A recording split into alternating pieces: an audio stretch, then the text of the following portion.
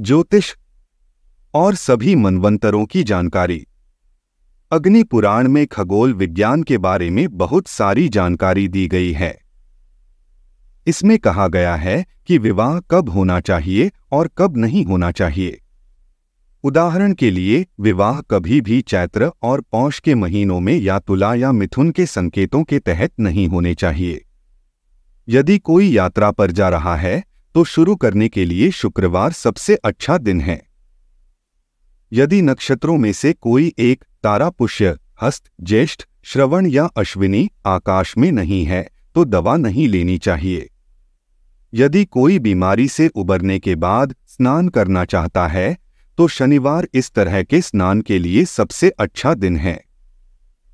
पहली बार किसी बच्चे का सिर कभी भी मंगलवार या शनिवार को नहीं मुंडवाना चाहिए। बुधवार या गुरुवार को कानों में छेद किया जाना चाहिए। नए कपड़े पहले बुधवार, गुरुवार या शुक्रवार को नहीं पहनने चाहिए।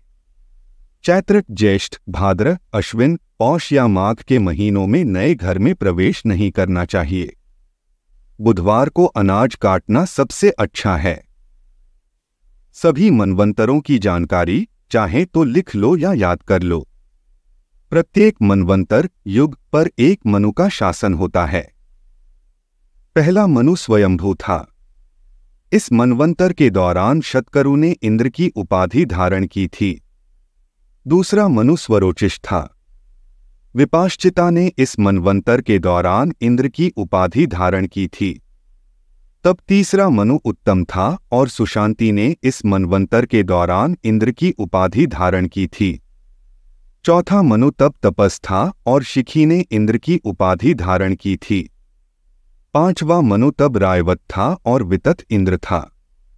छठे मनवंतर के दौरान इंद्र की उपाधि मनोजव के पास थी, मनु चक्षुष था। इसके बाद श्राद्ध देव आए। सातवें मनु पुरंदर इंद्र थे।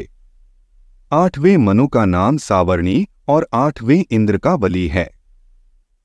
आठवां मनवंतरा अभी तक नहीं आया है। नौवां मनु दक्षिणवर्णी होगा और नौवां इंद्र अद्भुत होगा। 10वें मनवंतर के दौरान मनु ब्रह्मस्वर्णी होगा और इंद्र की उपाधि शांति द्वारा धारण की जाएगी।